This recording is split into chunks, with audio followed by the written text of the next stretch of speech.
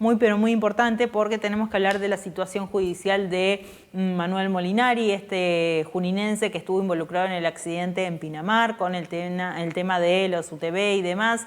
¿Qué pasa con él? ¿Cuál es su situación? Y sobre todo, ¿qué pasa con el menor? ¿Sí? Que tuvo que ser intervenido varias veces de manera quirúrgica. Bueno, quiero que me explique todo el abogado de Manuel Molinari, Sebastián Rilos. ¿Qué tal, Sebastián? Ornella Cárdenas saluda. Ornella, ¿qué tal? Buenas tardes, ¿cómo te va? Buenas tardes, bien, bien. Bueno, decía yo, situación judicial de Manuel Molinari. Ayer hubo novedades en la causa. Contanos un poco. Bueno, en primer lugar, hubo novedades en la causa, hubo novedades bastante variantes en relación a la salud de Bastián, que creo que los que nos has tenido preocupado en ese orden de prioridad. Con respecto a las novedades judiciales, te puedo decir que se hizo efectiva en el expediente la acreditación del defensor del papá de Bastián, de Maximiliano. También se hizo presente, constituyéndose en el expediente, el particular damnificado en representación de las otras nenas, de apellido Corro. Y también se designó el abogado defensor de la señora Quirós, que es quien manejaba el vehículo UTV.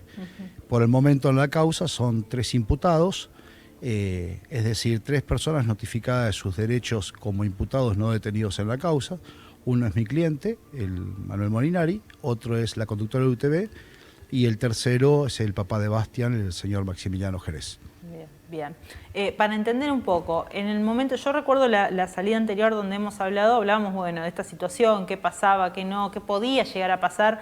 Ya pasaron varios días, un poco más de una semana, y se fue aclarando un poco más el panorama. Pero para entender qué dicen los testigos, ¿no? Porque seguramente la justicia ha hablado con alguno de ellos para entender específicamente cuál fue, cómo se dio el accidente sobre todo, ¿no? Y la persona que está tratando de entender esto también lo necesita saber. ¿Qué se puede saber en ese sentido? Mira, acreditaron el expediente más allá de las conjeturas y las hipótesis que intentan por ahí las otras partes deslizar. Entiendo que con el propósito de exonerar de algún tipo de responsabilidad al resto de los intervinientes. Lo cierto y real es que el viernes de la semana pasada, nosotros hablamos el jueves, si no mal recuerdo, claro. El viernes iba a realizar una pericia mecánica. En ese momento expliqué, y ahora te reitero para la audiencia, la pericia mecánica lo que hace es describir los daños estructurales de cada uno de los vehículos, así como las características técnicas de ellos. Es decir, cuánto pesa el vehículo, qué altura tiene, qué ángulo de inclinación.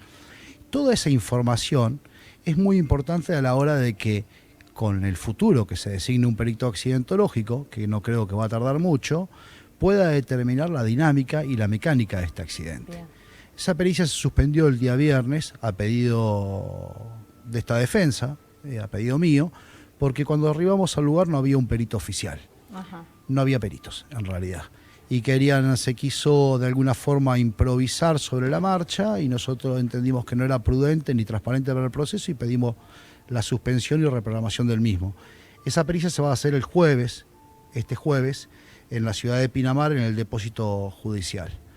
Por otra parte, está fijada para el día lunes en la oficina pericial de Dolores el análisis de las muestras sanguíneas de ambos conductores, de Molinari y de Quirós, y eso se va a realizar el día lunes, como te adelantaba, en el departamento judicial. Bien. Ahora, ¿qué se sabe hoy? Bueno, se ha trascendido algunas fotos que estaban incorporadas en la causa desde el primer momento, pero bueno, mientras eran el Ministerio Público Fiscal y este defensor no habían trascendido por respeto a las partes, hoy somos más intervinientes en el expediente y bueno, la foto circuló. Y es importante hacer algunas aclaraciones que por ahí algunos dichos del abogado del papá de Bastián ayer llevaron a desnaturalizarlo. Hablar de que Molinari iba a alta velocidad, que el peso de la camioneta, que habría aplastado, bueno, eso es falso, pero de falsedad absoluta, Y además, obvio, no se necesita ser un perito, un idóneo en este tema para ver que cualquier persona que prende la televisión o ve una red social va a ver el vehículo UTD con una barra de luz arriba e intacto arriba. Si la camioneta de 2.500 kilos hubiese subido sobre el UTD, nada de eso estaría sano. Y las personas adelante, Quirós como la menor, no hubiesen sufrido las lesiones leves que sufrieron, sino estaríamos lamentando otro hecho. También va a haber la camioneta de Molinari impactada, enterrada en la arena y desplazada hacia atrás. ¿Eso qué quiere decir? Que cuando uno en un vehículo pesado sobre la arena detiene su marcha abruptamente, por el peso y por el movimiento tiende a enterrarse. El vehículo UTD, al impactarlo, lo desplaza hacia atrás. Tampoco hay un embestimiento, un choque a gran velocidad, porque si no estaríamos lamentando consecuencias mayores. Pero lo cierto es que hoy empieza a aparecer claridad. Estas conclusiones nosotros las tenemos desde la semana pasada, pero por respeto a la familia y al dolor de la familia de Bastián nos pareció prudente guardar silencio y explicarlas con posterioridad, pero bueno, hoy se han introducido una serie de disparates, hipótesis en relación a buscar un villano en un accidente que no lo hay. Y es importante aclarar que no todo accidente es un hecho penalmente relevante, ni tampoco tiene que haber un villano, una persona mala que lo desencadene. Los accidentes son eso, se producen a veces por negligencia, a veces por descuido, a veces por azar. Hoy estamos lamentando y rogando por la vida de un niño que iba sentado en un lugar donde no debía ir sentado y sin las medidas de protección adecuadas, y ese deber de cuidado estaba en cabeza de quienes la ley reposa sobre ello una debida diligencia reforzada. Es decir, quienes están más obligados que nadie tienen el deber de cuidar a quienes deben proteger. Bien, Sebastián, bueno, por eso pregunté el tema de los peritos, el tema de los testigos y demás, porque salieron versiones del abogado de la otra parte, de Matías Morla, si no me estoy equivocando, ¿no? Es el abogado de la familia de Bastián. Es correcto. Mira, bien. Nosotros en el día de ayer ofrecimos el testimonio de dos personas, de las cuales son una, la que evacuó al papá de Bastián, con Bastián, gracias a Dios, que lo pudo llegar hasta la zona de la salida de la frontera, y ahí pasaba esta médica pediatra que le salvó literalmente la vida. La otra persona es quien se quedó a socorrer junto con la presencia policial y estuvo junto a la pareja de Molinari y Brisa, asistiendo a las menores Corro hasta que pudieron evacuarlas junto a policía personal para llevarlas al hospital. Esas dos personas van a declarar en los próximos días, cuando lo disponga la Fiscalía, a pedido nuestro. Después si se habló de una tercera, Morla dijo de una tercera persona que se habría escapado, la verdad no tiene ningún sentido. No tiene ningún sentido, no le agrega ni le quita al caso, pero además no es cierto tampoco.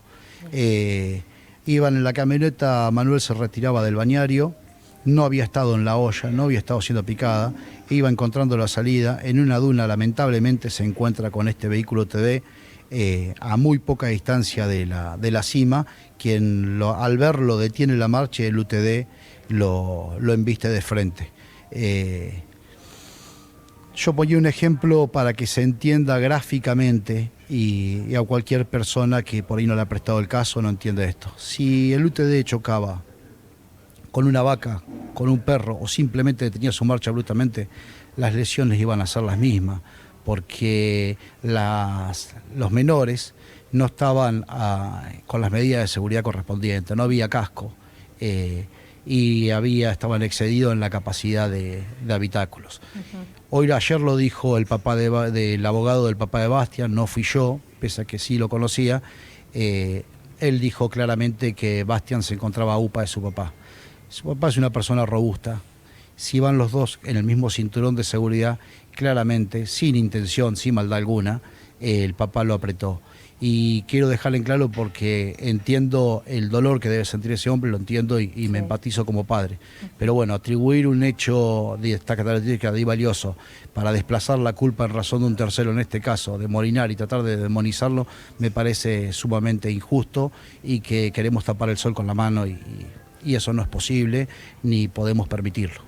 Bien, sí, Sebastián, bien digo, brevemente y para cerrar esta conexión, ¿cuál es el estado de Bastián en este momento? Como dije al comienzo, tuvo varias intervenciones quirúrgicas, ¿cómo se encuentra él?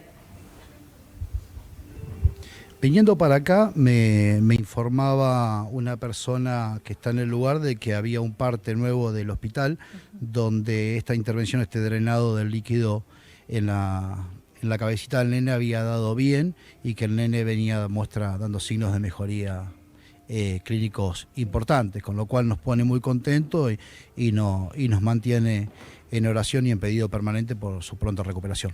Bien, muy bien. Muchísimas gracias, Sebastián. Seguramente estaremos en conexión próximamente por este tema. A disposición, que tenga buenos días. Gracias.